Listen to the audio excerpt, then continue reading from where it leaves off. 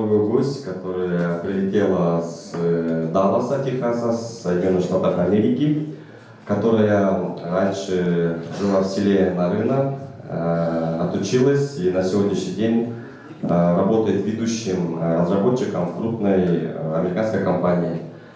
Здесь вы можете узнать в целом про иммиграцию, про работу IT в Соединенных Штатах и про то, что каждый человек может исполнить свою мечту благодаря своим целям. И сейчас... Ребят, всем привет! Это моя сестра. Вот. И ее буквально 3 дня назад повысили по должности. Она была до этого senior software engineer. Теперь она tech lead. Тут у нас team lead в местных этих, компаниях бывает, но ее подняли как tech lead. Это тоже очень высокая должность. Давайте поаплодируем, поздравим ее. Кстати, Наргиза является руководителем компании iTiran. На сегодня работает удаленно в компании Google, выполняет заказы YouTube, Gmail, Google поисковик по локализации проектов. Давайте по аплодисментам. Спасибо. Здравствуйте, меня зовут Райхан. Я уже 10 лет живу в Далласе, в Техасе, и у меня появился странный акцент. Извиняюсь. Я вообще-то говорю хорошо на кыргызском языке. Я работаю ведущим разработчиком в компании Outmatch.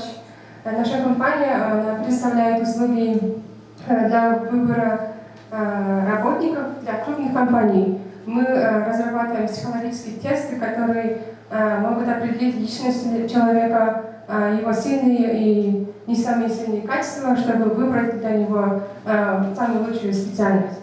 И как его, например, помочь ему развиться в будущем карьере.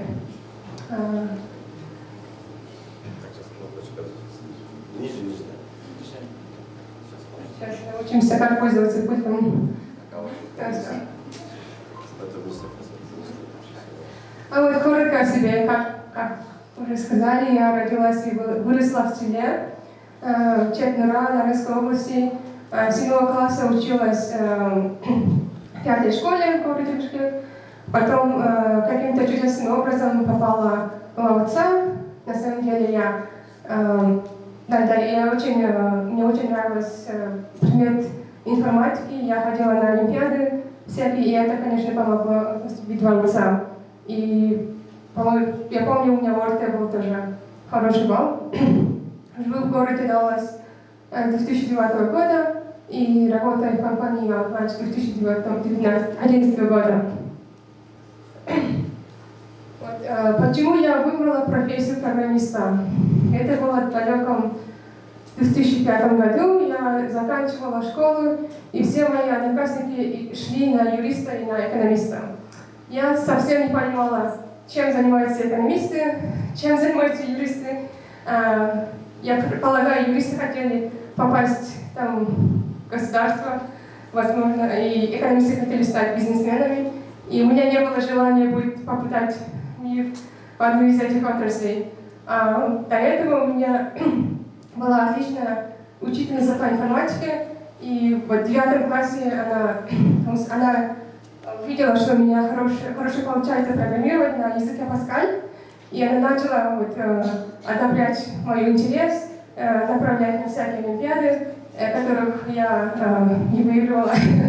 И вот так я попала в IT-сферу. Учеба в ОЦ была не самой легкой. Там было 3 девчонок на первом курсе. Во втором курсе осталась я одна с 10 мальчиками. И там обучение было на английском языке. У меня английский был на уровне 11 класса кыргызской школы. Вот так. И у нас ученица была с Америки. Я провалила первый курс Java. И очень плакала, так как я с 1 класса была отличницей. Это была моя первая двойка в жизни. И я очень волновалась, что я потеряю свою стипендию, но, к счастью, они мне оставили стипендию.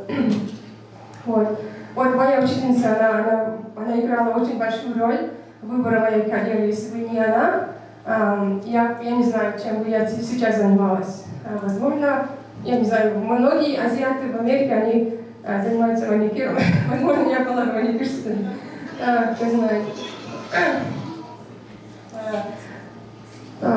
Также я хотела сказать, что во время учебы в отца мне помогали старшекурсники, и вот они мне помогли понять некоторые вещи. Например, я пришла с мира процедурного программирования. Это язык Паскаль, там нет таких понятий, как объект. Вы будете слышать такие термины, как объектно-ориентированное программирование. Там есть понятия, как классы, наследие и так далее. Есть языки, в которых таких понятий нет. Там есть просто функции или процедуры. И я пришла с такого мира и думала, что все программирования мира являются процедурным. И когда наша ученица рассказывала об объектно-ориентированном программировании, я вообще не понимала, о чем она говорит. И вот на следующий год только поняла. И, кстати, Тилек Мамутов, про которого вы, наверное, все знаете, он работал в Google, он был моим учителем на второй курс, и он мне очень помог. Так, как я нашла свою первую работу в IT-сфере? Я закончила аутсам в 2009 году. Такая уверенно шла на интервью. Думала, университет меня подготовил быть старшим программистом какой-то отличной компании и зарабатывать большие деньги. И так я писала гордо на резюме свой диплом, там практику, один сайт я сделала, и пару сайтов, и шла на интервью. И, к сожалению, меня никто не брал в Бишкеке. И меня взяли на компанию, где я работала технической поддержкой, пока я не уехала в Америку по семейным обстоятельствам. А в Америке я год искала работу. Тоже очень было тяжело найти, так как у меня не было практики. Я когда училась, я не работала, мне очень тяжело давалась учеба, и у меня не было практически времени работать, и кроме там практики у меня не было ничего на резюме, и меня не брали на работу. И одна из моих ошибок была в том, что я не шла на правильные позиции. Мне нужно было идти на начальный уровень, на техподдержку, на практику. Вместо этого я подавала там на senior Java developer, там с 5-летним опытом. Я это просто сама не понимала. Мне было 20 лет, я была очень наивной. Думала, я знаю Java, я могу программировать. И, конечно, меня после первого собеседования мне не звонили. И так я начала работать в ресторане. И как-то отчаялась и думала, может, пойду проучусь, может, магистратуру в Америке. Думала, может, это мой диплом. Вот, знаете, да? Я не думала, вот, если тебя не берут на работу, как у тебя будет практика, вот, я думала. И я пыталась фриланс, тоже было нелегко в то время. И я работала так в ресторане, и в какой-то день мне позвонили из какого-то японского логистической компании. Они, оказывается, нашли мое резюме на сайте monster.com и вызвали меня на интервью. И я такая пошла, удивилась, потому что к тому времени я уже перестала там ходить на интервью, перестала искать. И он сам японец, был из Японии. И он на меня посмотрел, говорит, ты уже год ищешь работу? Я сказала, да. И он, мне кажется, ему стало жалко меня. И он меня взял на работу, на практику. И я там проработала 9 месяцев. И я очень трудно трудилась. Японцы, у них культура такая трудолюбивая. Мой босс, например, приходил на работу в 10 утра и уходил в 10 вечера. У японцев такая культура, кстати, если не знаете. Но я уходила в 7, как все. Я там проработала как junior developer, младший developer, и мне очень нравилось программировать, писать код, писать запросы баз данных. И в конце 9 месяцев он меня вызвал к себе и сказал, что мой контракт закончился. И я вся в слезах мне обратно идти, искать работу, идти на интервью, и пришла домой, и сразу начала высылать резюме к разным компаниям. И это была среда. И в четверг мне пришло какое-то письмо от этого человека, он представил себя директором одной из IT-компаний в Далласе, и он написал, что его жена, оказывается, работала со мной в той японской компании. И оказывается, его жена, мы с его женой, она работала в бухгалтерии, мы с ней просто каждый день там обедали, разговаривали обо всем, и она увидела, как меня уволили, и она просто порекомендовала меня своему мужу, который был директором другой компании. И так я попала в Outmatch, в то время называлось Access Systems, а потом ее переименовали. И это было лет 8 назад, они меня вызвали на интервью в пятницу. Помню, в воскресенье они мне звонили, чтобы я пришла на работу в понедельник. И так я была без работы там 2 дня. Да.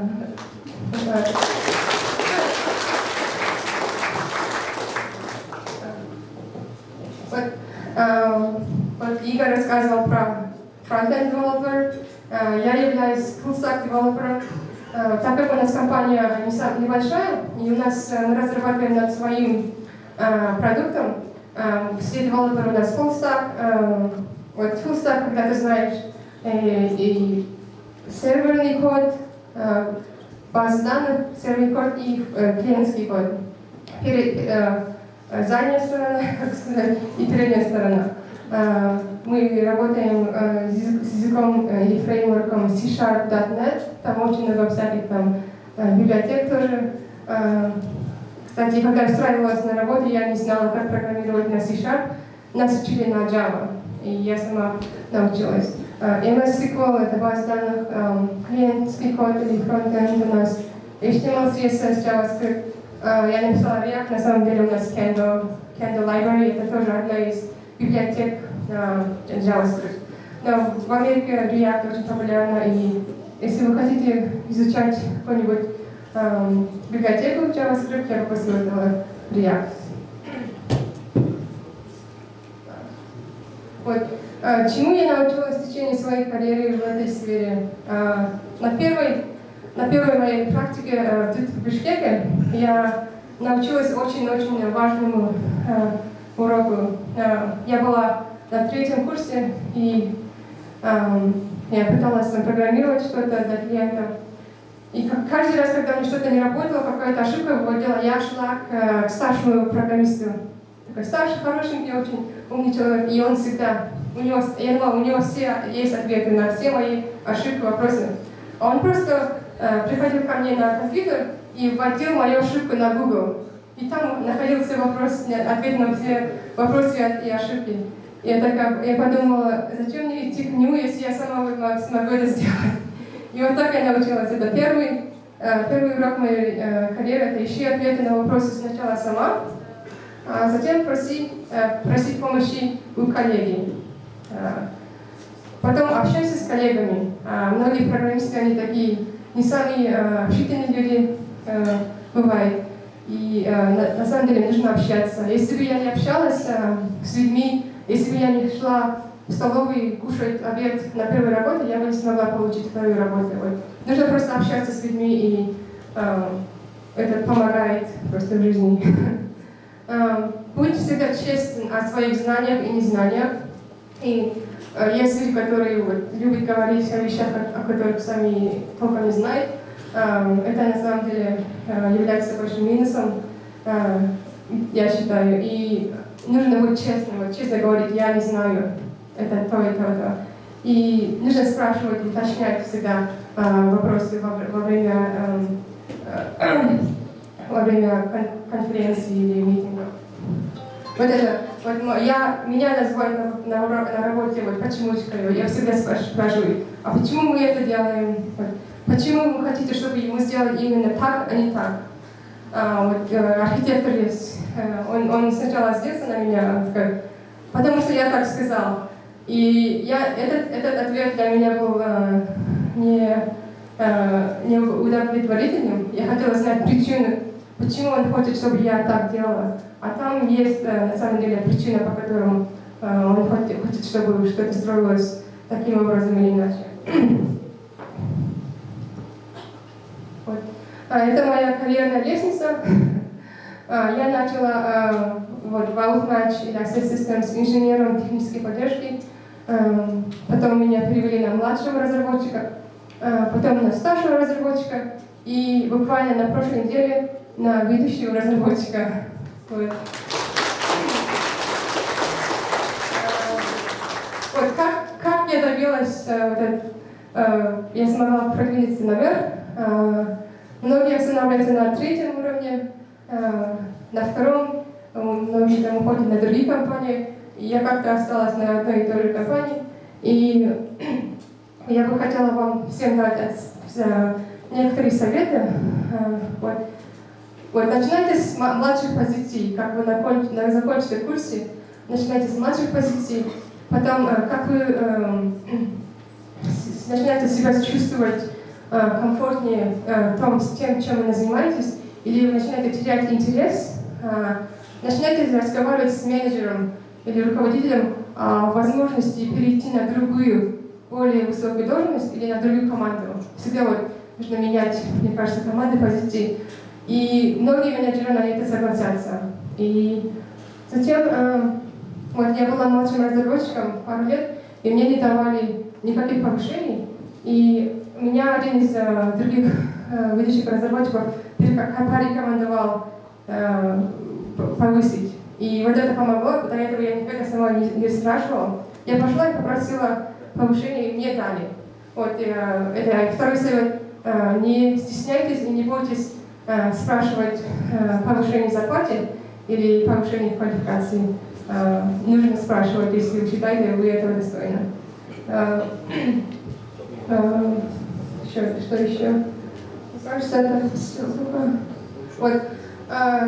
Это все обо мне. Теперь давайте я немножко расскажу, как довести, например, продукт, как разработать продукт от идеи до конечного продукта. Например, вы хотите разработать там свой сайт или онлайн-магазин, и или вы уже разработали, вы хотите добавить ее функции, да? Вот такую ситуацию возьмем, потому что у нас на работе уже система есть, и мы каждый месяц добавляем новые функции. И вот такой чертим граф для того, чтобы выбрать, на какой идее нам работать сначала. И вот наверх идет, насколько дохода принесет эта идея, разработка этой идеи. Если мы скажем, мы выпустим классную функцию, которая полюбят клиенты, и мы сможем, например, найти новых клиентов с помощью этого нового продукта, и это является доход. Да? А затраты — это сколько часов, сколько времени, сколько людей потребуется, чтобы разработать эту идею. И мы организуем или сортируем идеи на 4 квадрата. И если попадать на вот этот квадрат, мы говорим, давай сделаем сразу, потому что приносит очень много дохода, и очень мало времени потребуется, чтобы разработать эту идею.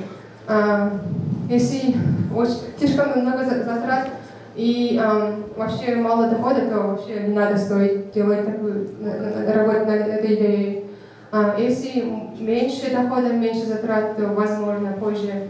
И также если очень много дохода приносит и затрат, то мы подумаем об этом тоже.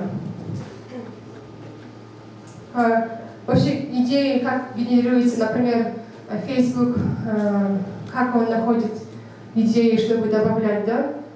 Он может смотреть, какие функции хотят юзеры, пользователи. Там форум, возможно, есть. Еще в Facebook есть, например, группа инвесторов. Вот они хотят больше доходов, да? И вот Facebook, у него там внутри есть группа продукт-менеджеров, менеджеров продукта, и они должны делать анализ рынка и добавлять всякие функции, чтобы сайт приносил больше дохода. Вот. Затем вот идея, большая идея, она делится на инициативы. Вот, например, у вас есть большой сайт, и вы хотите добавить там функцию карт, где есть карта, например, где расположен клиент, магазин, скажем, да, и вы можете поделить такую идею на инициативу. Инициатива — это небольшие куски идей, которых можно выпустить на продакшн. Потом их можно поделить на эпические истории, это тоже небольшие куски. А потом из них делятся пользовательские истории. Вот, скажем, вы пошли работать фрилансером, да? И вам клиент говорит: сделай мне это. И скажет, сколько времени это займет. Вы не можете просто сказать, посмотреть на требования и сказать месяц. Потому что это будет ошибкой. Возможно, это займет его 6 месяцев. Да? И вам нужно вот, поделить вот это требование на инициативы, на эпические истории, и каждый из них поделить на пользовательские истории. Пользовательские истории потом делятся, они оцениваются количеством дней, для которых потребуется, чтобы их для их разработки, да? Вот наши пользовательские истории, они делятся на 2 поинта, на 3 поинта, и 2 поинта это обычно день, 3 поинта это 2-3 дня. И вот когда вы поделите, а потом вы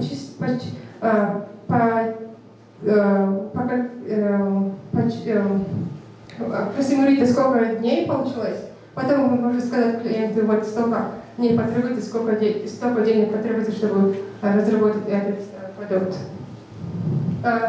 Это наша команда About Match. Сейчас она довольно большая. У нас есть команды офшор, контракторы в Украине, в Румынии есть, в Бразилии. Вот для Америки очень, скажем, намного дешевле нанимать контрактников из других стран, потому что они не просят столько много денег, как американцы, как мы. Потому что уровень жизни и цена жизни в Америке довольно высокая, и для этого потребуются высокие зарплаты. А скажем, если у нас есть программист в Бразилии, и мы можем ему платить намного меньше, но он такую же работу сделает. И поэтому у нас есть офшор команда. Мне кажется, это все. У вас есть вопросы?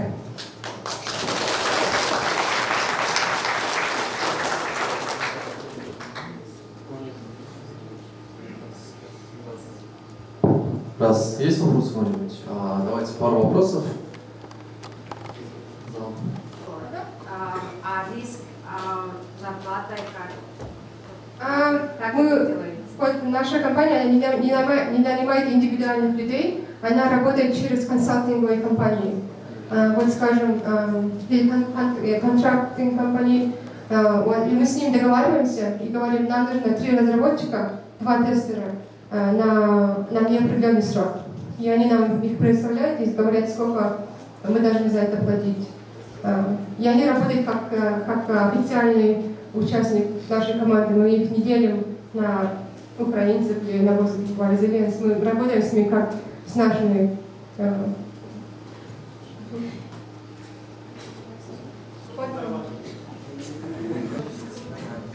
Ваша компания может нанимать людей из Центральной Азии? Наверное, мне нужно поговорить с ними, чтобы сделать контракт с какой-нибудь консалтинговой компанией здесь. Если есть хорошие, то мне сообщите, пожалуйста. Вот мы индивидуальных людей не набираем пока. Образование за рубежом. Образование за рубежом, основание в Америке очень дорого. И мне очень повезло с выбором профессии и с тем, что я, если вы не являетесь Хайнаром Камаловым, который поступает на бюджет, то образование за рубежом очень дорого. Вот есть многие американцы, которые берут кредит и потом лет 5-10 оплачивают этот кредит во время работы. Вообще вообще IT-специальность является очень-очень подходящим для людей, как я, потому что я являюсь иммигрантом в Америке. И я не насколько знаю точности местного менталитета, чтобы работать с людьми. Мне очень подходит работа на компьютере. У меня также на английском есть акцент, и многие удивляются и спрашивают, откуда я, как только я открываю рот. Поэтому, если вы хотите куда-нибудь эмигрировать, очень IT-специальность это очень хорошее вместо того, чтобы быть юристом или врачом. Если врач, то нужно переквалифицироваться в других странах. Вообще про образование в Америке, мне написано на резюме, что у меня диплом есть с отца, но никто ни разу не спрашивал, принеси мне диплом, я посмотрю на него. У меня просто на резюме там есть надпись и все. Я не знаю, они обращают внимание на то, что у вас есть диплом или нет. В основном смотрят на опыт, какой у вас опыт, какие у вас проекты, вот это. И, как Игорь сказал, они там дают вам задания на ваши способности в основном. Здравствуйте. Да. Что лучше, Java или C#, именно в Америке, в частности?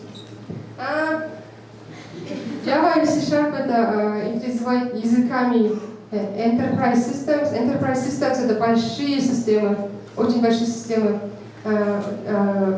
backend системы. Вот, например, если есть система логистики, там сзади нужно вычислять, куда отправлять данные с одной компании на другую, да, вот так. И вот это является Java и C# Enterprise Languages.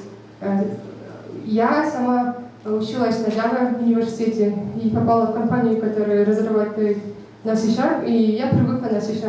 А вообще в Америке Microsoft, он начинает набирать обороты в сфере крутости. Вот. Раньше Google был крутой компанией в Америке, сейчас Microsoft что-то начал работать над этим. И люди, мне кажется, у меня нет точного конкретного ответа на вопрос, но если вы выберете C#, у вас будет работа дальше, не будет проблем с работой. Еще.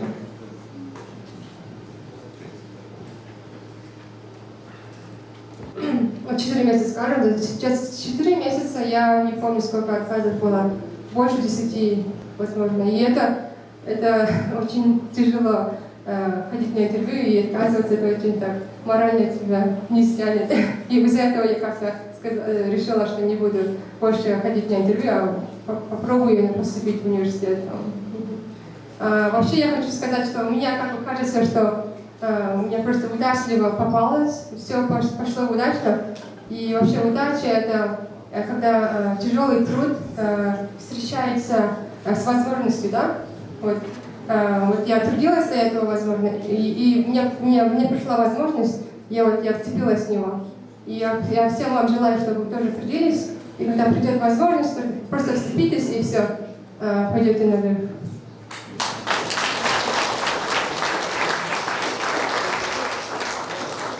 Последний вопрос, и после можете к Айхан подойти после. Вот стоит ли изучать C++ backend? Потому что у нас идет в Кыргызстане основа идет на C++, и во всех университетах почти Кыргызстана дают C++ знания. Вообще в университете, что вы изучаете в университете, не играет самую большую роль. В университете учат основам. Вот основа всех объектно-ориентированных программ одна и та же.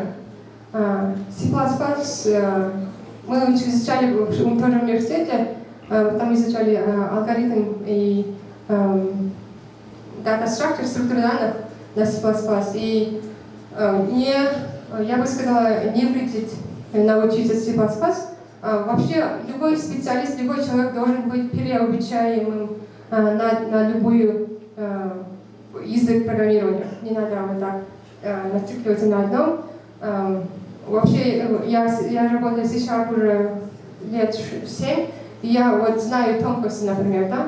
И мне завтра скажут, нам нужно кодировать на Java, я, возможно, пойду там, прочитаю пару книг или начну смотреть YouTube-видео, и через там, месяцев 6 я так начну кодировать. Вот до этого я буду кодировать, но не самый лучший качественный код, да?